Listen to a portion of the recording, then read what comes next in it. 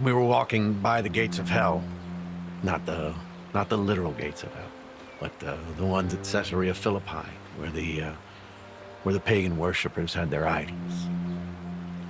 We're walking by, and we're nervous. Our hearts are beating out of our chest because we're Jewish men. This is not our place. We don't fit in. We're wondering why we're there. And Jesus stops, and he looks at us, and he just asks this question: who do people say I am? Okay, well, we think Bartholomew, he spoke up. Bart said, some people say John the Baptist. Someone else, I don't remember who it was, said, some people say a prophet. Someone else said Elijah. And then Jesus just interrupts us, and he says, what about you? Who do you say I am?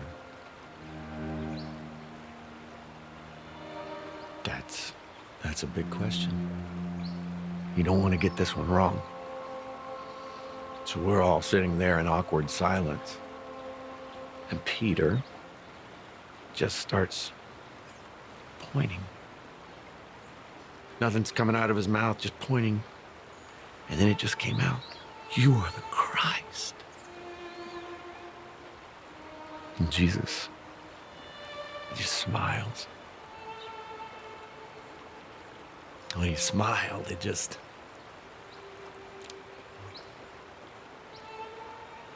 Anyway, that's when I noticed that the whole time we'd been talking, Jesus had been digging in the dirt. He would do that. He stands up and he's got this stone in his hand. I'm paraphrasing, but he basically said, you're right, I'm the Christ. And then he looked at Peter and he said, you're the rock, a rock on which to build my church.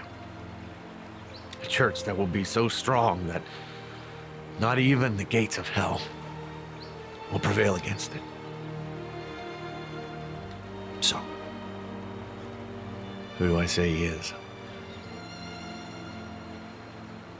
I saw things that to this day I can't explain. I experienced a love so deep that it changes you from the inside out. He is the Christ.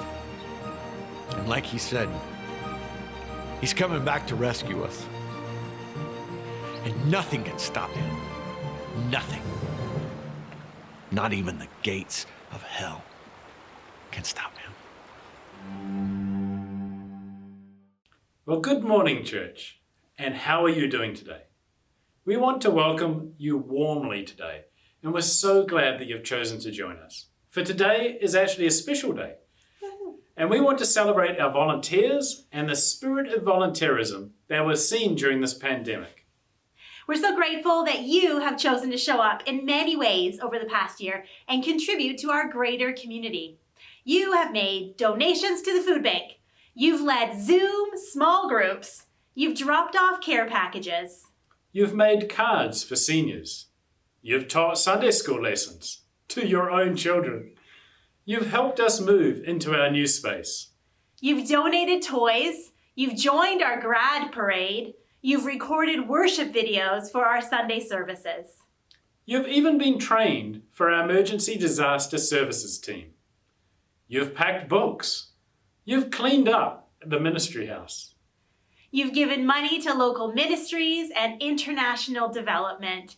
You've helped other folks move into new accommodations.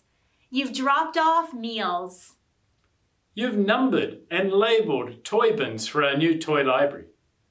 You've mentored someone. You've prayed for people. You have mailed cards and letters. You've planned and served at our Brave Girl event, first one ever. You have blessed us with your encouragement and wholehearted love for God and others. So thank you. Thank you. Thank you.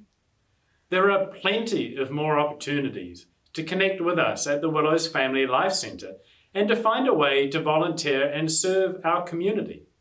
Even if you don't live in Langley, we are so glad that you're able to connect with us online or by Zoom, and I hope that you're inspired today as we hear from both Jillian Penney, the Regional Children and Youth Coordinator in Vernon, and our own Andrea Petkau, as we seek to find ways to encourage community engagement in the coming days, weeks, and months. We desire to partner as God works in mighty ways in our midst.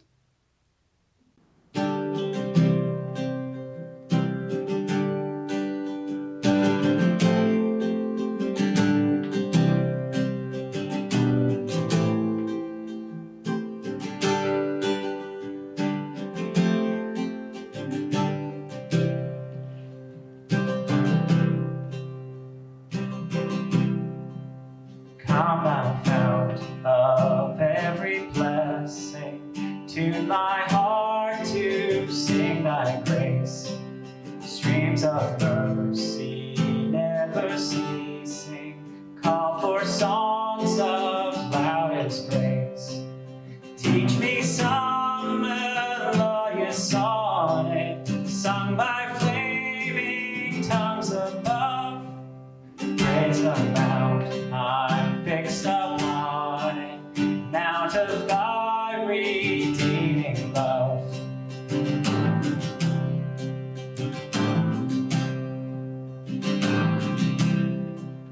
Here I raise mine Ebenezer, hither by thy help I come, and I hope by thy good pleasure safely to arrive at home. Jesus sought me when a stranger, wandering from the fold of God. He to rescue me from danger, interposed his precious blood.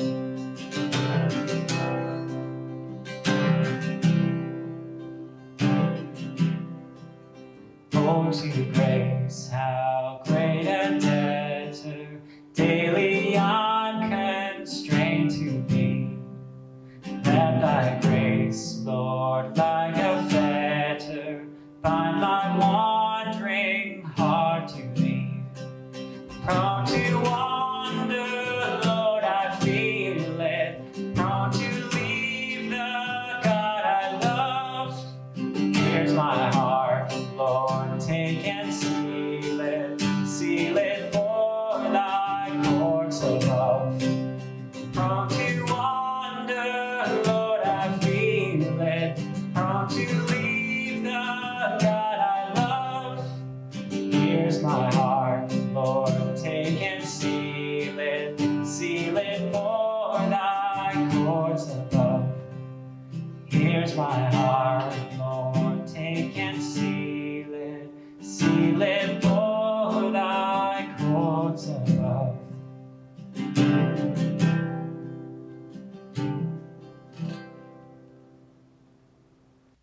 Hey everyone! Things from the Family Life Center perspective of the Willows are starting to come together. Pathway of Hope is up and running. We currently have 4 families enrolled, and I have been meeting with a 5th family in hopes of moving forward with an intake shortly. At this point, there is a small, comfortable area that has been created in the Willows space to host clients and allow access to a computer, printer, and the internet.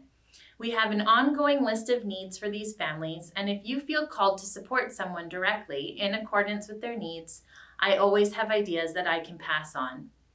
Each of our families have children involved. In fact, between all families, there are 11 children and teens.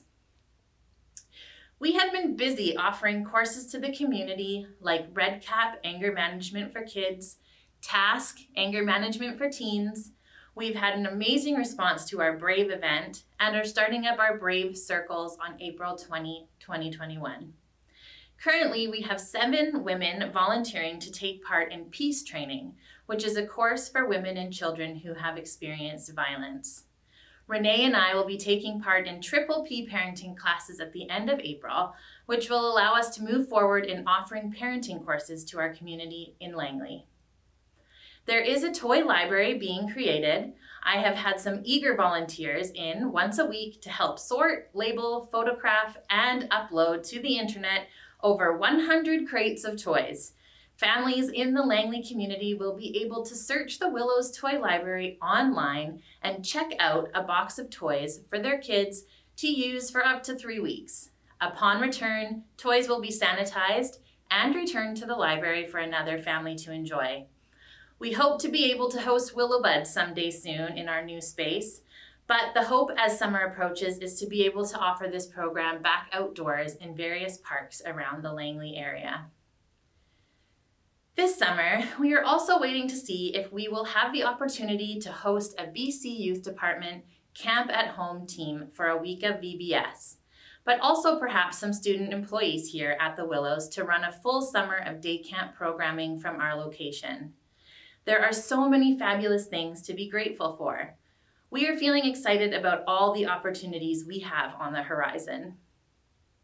Starting in April, we will be rolling out a great new way for you to volunteer. Because schedules are busy for us staff here at the center, we have dedicated one morning a week to welcome anyone who would like to volunteer to come on down to the center between 9:30 and 11:30 a.m. We have a variety of small jobs, big jobs, and in-between jobs to offer you, from updating our church library, unpacking boxes that have yet to be opened, sorting and organizing church supplies in various departments, cleaning tasks, mailouts and brochure folding, administrative duties, filing, and more. Many other tasks pop up during the week, and we find ourselves making lists and working towards completing various tasks around the center. We have jobs to fit all gifts, so don't hesitate to send me an email letting me know what you might be looking for. We are able to host you safely in our space with the WorkSafe BC COVID safety plan in place and approved. Be sure to bring your mask and be prepared to work in your own 6-foot square space. But this is still a great time to be able to connect with those you haven't seen for a while and also help us out with our ministry and mission in a practical way. There will be more info in next week's newsletter, so please keep your eyes open. Thanks, everybody. Hello, Willows Church. My name is Jillian, and I'm the youth coordinator in Vernon. Thank you for inviting me today and welcoming me to share a bit about volunteering. Volunteering is in my blood. As a little girl, I remember my mom and dad spending so many hours volunteering for various organizations and groups.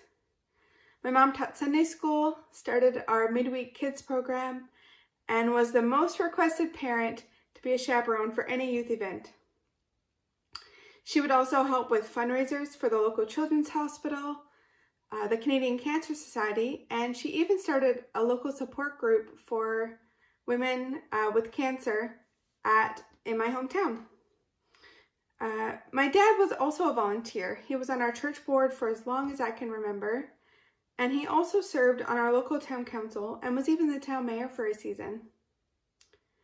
Through these activities mentioned, and I'm sure more besides, the act of giving without receiving was modeled for me. It wasn't long before I started helping out with Sunday school and other kids programs at my church, and served on various leadership teams at my high school and university. Volunteering helped me get into the social work program and helped equip me for my current role as youth coordinator. As you take this day to celebrate volunteers at the Willows, I want to ask you this question. Why? Why do you volunteer? There's a story in the Bible found in John 13, and this is what it reads. Before the Passover celebration, Jesus knew that his hour had come to leave this world and return to his Father. He loved his disciples during his ministry on earth, and he loved them to the very end. It was time for supper, and the devil had already prompted Judas, the son of Simon Iscariot, to betray Jesus. Jesus knew that the Father had given him authority over everything, and that he had come from God and would return to God. So he got up from the table, took off his robe, wrapped a towel around his waist, and poured water into a basin. Then he began to wash the disciples' feet, drying them with the towel he had around his waist. When Jesus came to Simon Peter, Peter said to him, "Lord, are you going to wash my feet?" Jesus replied, "You don't understand now what I am doing, but someday you will." "No," Peter protested. "You will never wash my feet." Jesus replied, "Unless I wash you, you won't belong to me." So Simon Peter exclaimed, "Then, wash my hands, my head as well, Lord, not just my feet." Jesus replied, "A person who has bathed all over does not need to wash except for the feet, to be entirely clean. And you disciples are clean, but not all of you." For Jesus knew who would betray him. This is what he meant when he said, "Not all of you are clean." After washing their feet, he put on his robe again and sat down and asked, "Do you understand what I am doing? You call me teacher and Lord, and you are right because that's what I am.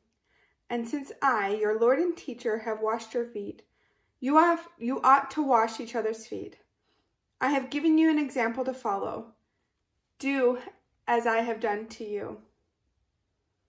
I tell you the truth, slaves are not greater than their master, nor is the messenger more important than the one who sends the message. Now that you know those things, God will bless you for doing them." In these verses, you see Jesus, our Lord, take the job of what the servants would do, and he washed the disciples' feet. Now, I can only imagine how gross this job was. 1, I really don't like feet. And 2, these guys wore sandals on dusty roads. They probably didn't have daily showers. They probably didn't go for regular pedicures or have rubber boots to wear when it rained. I'm guessing their feet were pretty dirty. But Jesus wasn't fazed by these realities. He loved these disciples, and he got on his hands and knees and washed their feet. Now, there is so much more that could be pulled from this story, but I'm going to keep it simple. Jesus did because he loved. So back to my question, why? Here are my 3 reasons as to why I volunteer. Number 1, I volunteer because I love God. And because I love God, I love others.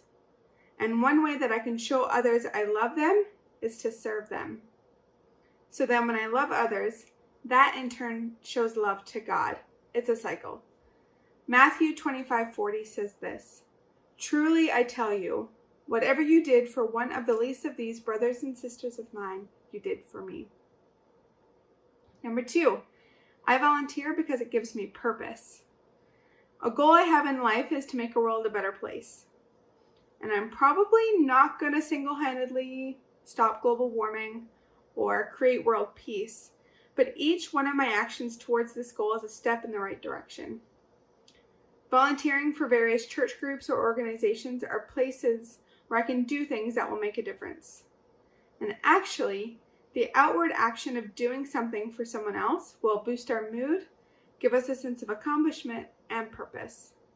This is something that could be super helpful in this challenging season that we're living in. Number 3, I volunteer because I can. We have all been created with so many gifts and talents, and what a shame it would be for them to go to waste. Volunteering is a way for me to express myself in areas of my giftings. For example, I'm pretty creative and love to plan events. And let me tell you, I get to do those things a lot in youth ministry, so it's a good match for my giftings and where I can serve. My why is my motivation. It's what keeps me going when it's hard. It's what keeps me going when I have to do hard things, such as washing feet. I don't actually, but you get the point. It keeps me going when I go months without being able to gather with my children and youth. And it keeps me going when I spend hours and hours and hours on Zoom instead of playing games with kids in the gym. So I'll ask you again, what's your why? And then, how can you put that into action? I would encourage you to talk about it. Ask God to reveal to you what your why is and how you can use your gifts, talents, and time to serve others. Talk about it with your family and friends who know you best. Maybe your friend is an excellent baker. Tell them. Then, identify places to use it. Talk to your leaders at the Willows. I'm sure there's a place for you to serve. To close, I want to leave you with a couple of definitions. Trusty Google defines volunteer as a person who freely offers to take part in an enterprise or undertake a task. This is my definition of a volunteer. One word, hero. We couldn't do it without you. So I simply say thank you. Thank you for using your gifts, talents, and time to further the kingdom and to make Jesus' love known for everyone. God bless.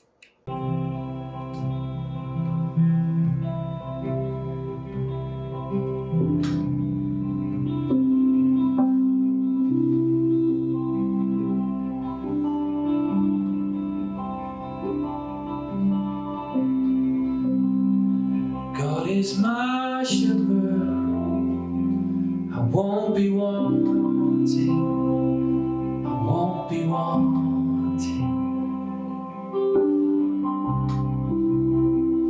He makes me rest in fields of green, with quiet streams.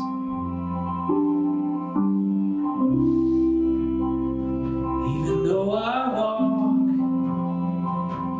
through the valley of death and dying,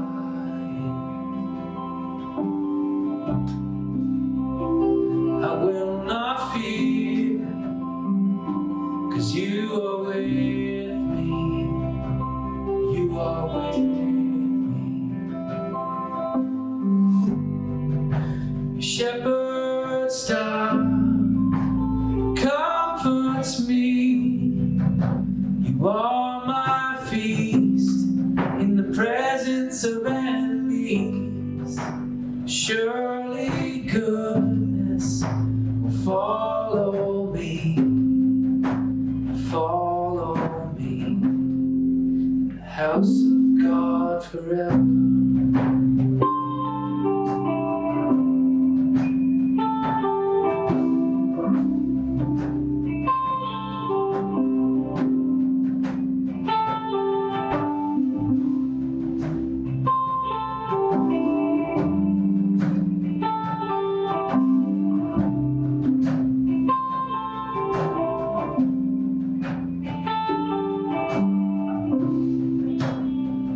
God is my shepherd, I won't be wanting, I won't be wanting.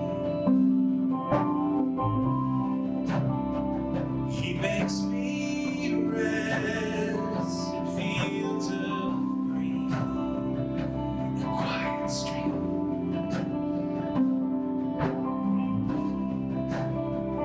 Even while I'm walking through the valley of death and dying, I will not fear, 'cause you are with me, you are with me. Shepherd's sound comforts me. You are my feast in the presence of enemies.